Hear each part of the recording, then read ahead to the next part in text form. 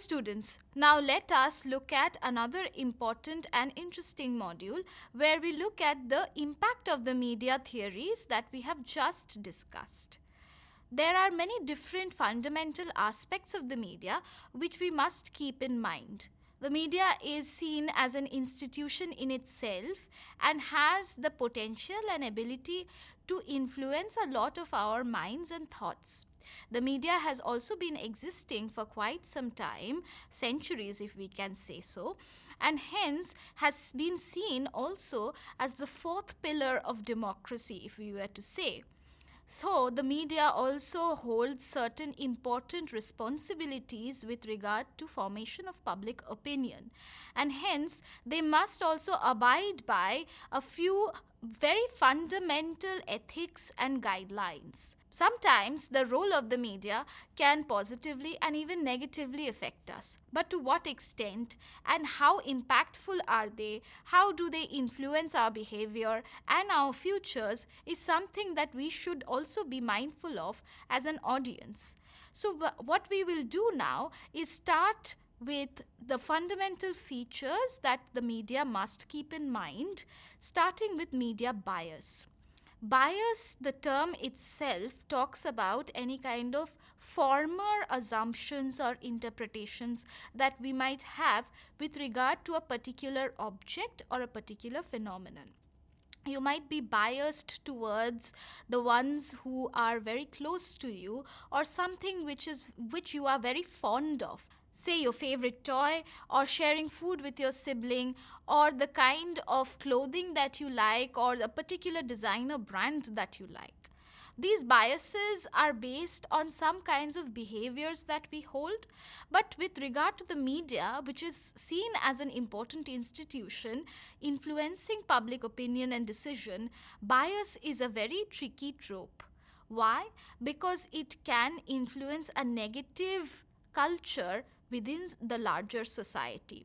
So the media always has a very fundamental debate with regard to how they should act and whether they should influence public opinion to the extent of forming political biases specifically. For example, the public opinion formed during political elections, say for example the US presidential elections or the Indian Lok Sabha elections, is widely covered by the media. The media, as in different mass media, say newspapers or specifically television channels or even online web portals, which are a relatively young and new form of media, hold different public opinion polls, and thereby they constantly keep on discussing these opinion polls and the kinds of impact it has on different people, why certain groups of people are electing a particular leader, how they are supporting and pushing forward for that particular leader, also influences others who might be a little hesitant to form their opinion. Therefore, we can see this as a negative or even a positive manner. If you are indecisive, then the media can help you form a very clarified decision, or if you are very easily influenced or molded, you feel gullible, then you can also be rushed and kind of manipulated by the media to form a public opinion which might not factor in or which might not impact you positively later on. Hence, the institution of the media holds a very important and a very strong power to influence specifically our political decision. The bias within the media might lead to a wrong decision making on our part as the public. Hence, we should be mindful that the media is comprised of people only who come from different backgrounds, who have different cultures, and hence can also be interpreted or seen to hold different opinions. So it is not necessary that the opinion that the media is showing should also be your own opinion. From there on, we move on to the concept of ethics within media. Now, it has been a very strongly contested and a long held debate that the role of the journalist and how the reporter or the journalist should act while they are covering an incident.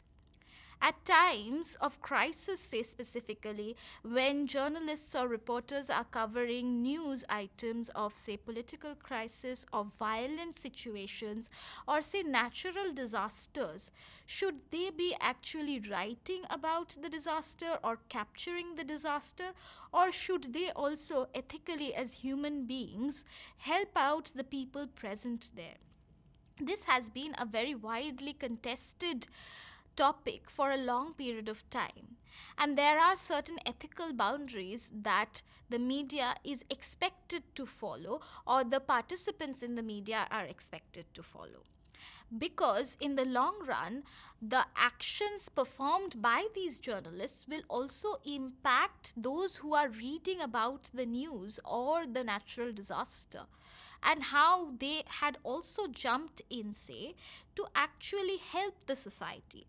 So, not only do journalists help the society by passing on information, but they can also act as human beings, part of the society, thereby helping the larger society. Now, the ethics concerned with journalism and media, say, also talk about the media's usage of different techniques in order to promote certain products or promote certain services through advertisements, say.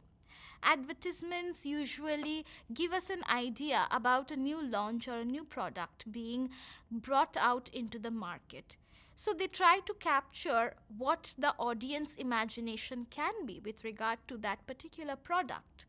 But do we actually require that product? Isn't it that the media is kind of advertising that product because the product requires advertisement by the seller or the manufacturer? So we also need to be mindful of the causes, effects, and the reasons as to why we are seeing certain things. Moving on, let us look at media consolidation.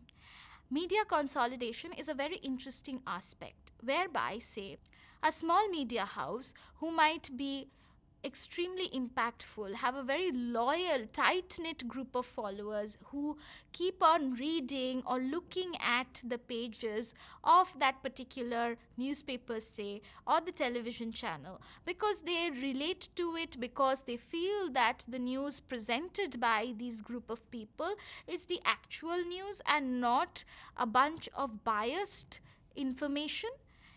These small channels or these small media outlets can often face difficulties running in the long run. Thereby, certain huge corporations or organizations might see it profitable to own and buy such small media organizations and thereby use them for their own propaganda, say, or the kind of agendas that they feel relate with their ideology. A very good example is of the New York Observer, which was a very small newspaper having a very tight knit group of liberal followers. They identified with the kind of liberal ideology, political ideology in the United States. But in 2007, when Jared Kushner, the former US President Donald Trump's son in law, purchased the New York Observer, later on, Mr. Trump had a very fruitful and efficient purchase out of it when Mr. Kushner was able to use the New York Observer to push forward the cause for Mr. Trump's presidential election.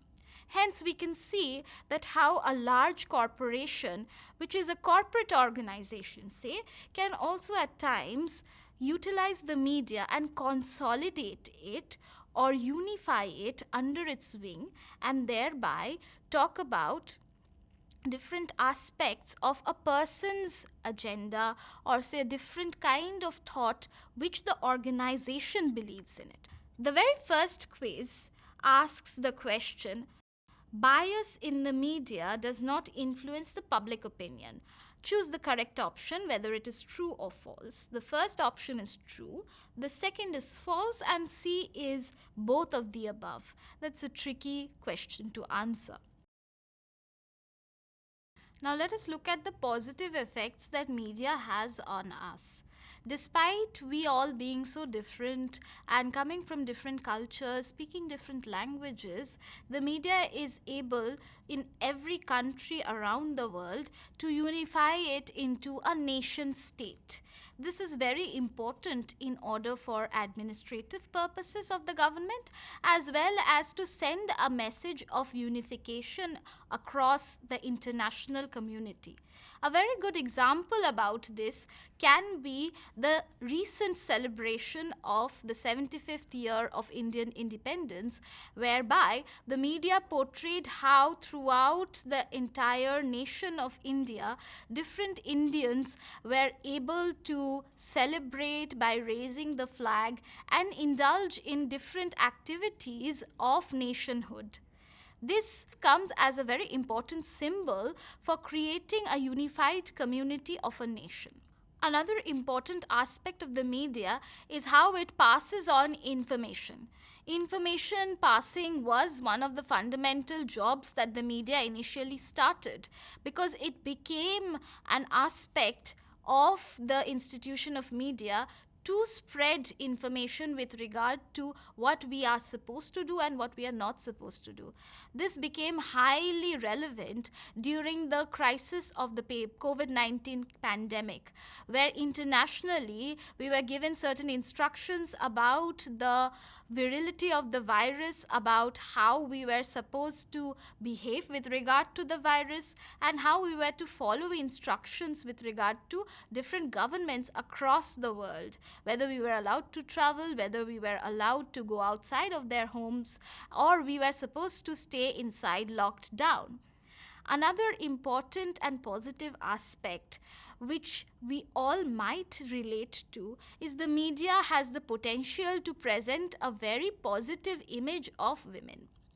Strong, independent, economically stable women, women who are leading a group of workers or employees, women who are in administrative positions, women who can take care of themselves, fend for themselves, and are balancing different roles in their lives, send a very positive and inspiring message to everyone in society. Not only does it send a positive message to young aspiring girls, but it also sends a very positive message to men and other groups within society to see women and perceive them as equals. Hence, the media has a very strong potential by repetitively showing that it is normal for women to earn on their own, to educate themselves, and to travel and explore their identity. Another aspect which might be very important for you as students as well is the media constantly passes on information with regard to new jobs or new fellowships or new scholarships.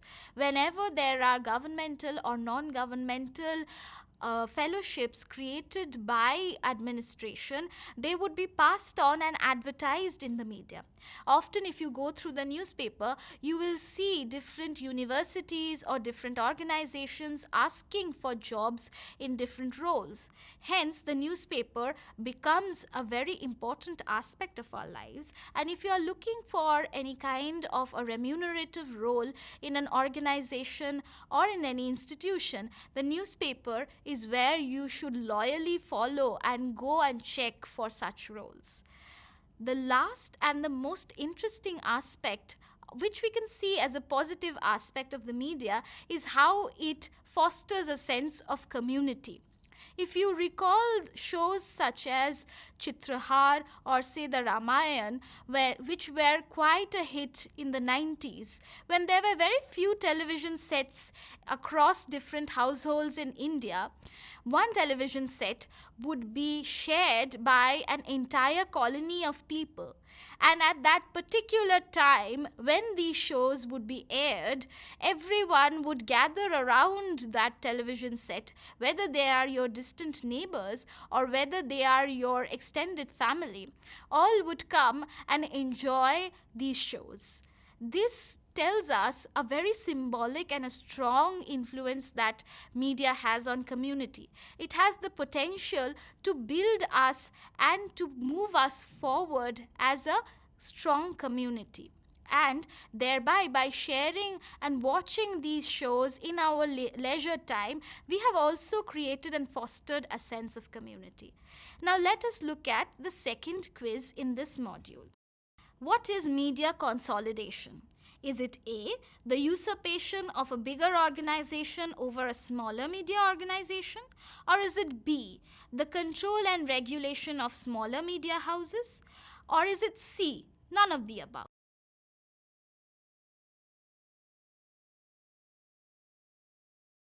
Now, lastly, let us come to the negative impact that media has. As an important institution, the media will, of course, also have negative impacts, and we must be mindful of the negative impacts that it might have on us. The very first one is how, through constant repetition of certain news and certain images, it might be able to influence our decision making. By seeing a very biased or, say, a continuous image of a particular instance, it might affect our judgment with regard to that particular instance. 24-hour news cycles have become a very important and relevant part of our everyday lives. It is not with a positive effect whatsoever. We are always surrounded by news items, and journalists are always looking for content to be presented through news or even social media for that matter. So, even if you are trying to avoid the gory details of a particular violent crime, say, or a particular accident which might have taken place, it is very difficult to do so, to get away from these details, because the media is constantly circulating these newses and they are constantly updating us on them. This might lead to mental and traumatic influences on us, and the media should also be mindful of such 24-hour news cycles. Another negative impact that the media might have on us is misinformation. A very good example of this misinformation is where we have jumped to conclusions and acted very whimsically because the news assumed and interpreted certain aspects of a particular incident. A good example is the food shortages which we have faced in the last few years due to the COVID-19 pandemic. Because there have been assumptions continuously made by different news channels, different newspapers, different online web portals that there might be lockdowns locally or nationally. This has led people to buy food products in a panic mode and thereby led to immediate shortages of food. Such news items which might create misinformation are very dangerous and have the potential to harm us in grave ways. Another negative impact, which is quite important for us to be mindful of, is how the media portrays a particular status and a standard of living. This might also be seen through the kind of beauty standards the media portrays.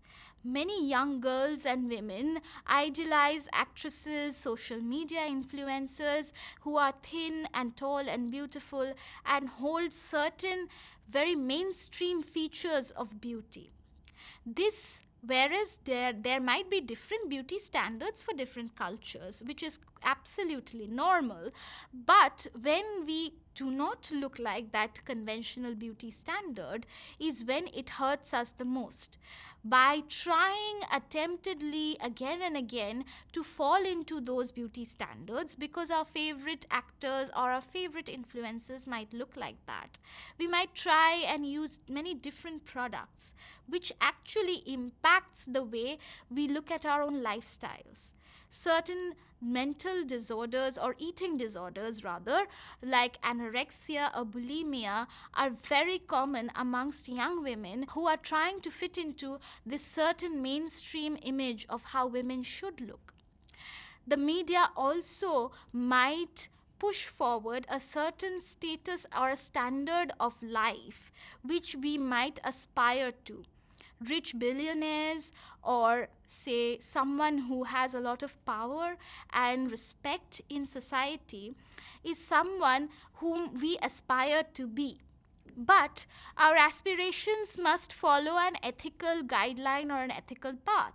So, if we are trying to rise to that certain status, the kind of work that we do must also follow certain virtues. But by continuously showing certain images of a high standard or having a luxurious lifestyle of jet setting traveling, what the media very inadvertently, consciously or unconsciously keeps on doing is it influences us to also aspire to that.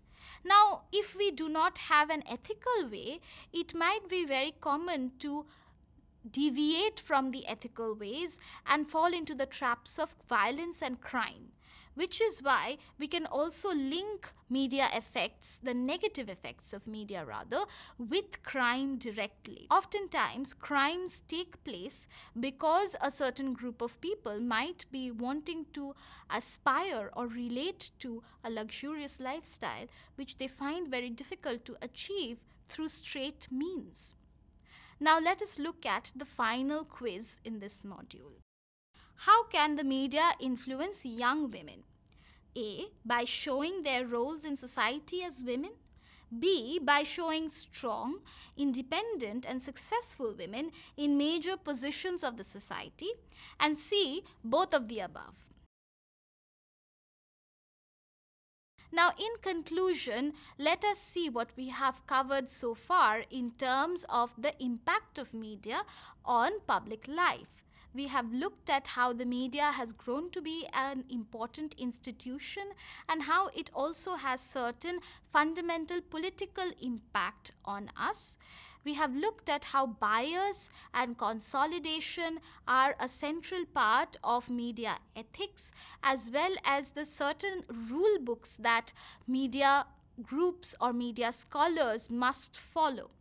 We have then also looked at how the positive effects of media are able to create a very harmonious, consolidated, and a happy community life. It can give us a sense of unity despite the different cultural differences that we possess. And we have finally also looked at the negligent or the negative impacts of media that might lead us to behave in unethical ways. The only takeaway that you should have, students, is to be mindful of the impacts that media has and how they might have such impacts. Thank you, and I hope you had a great module.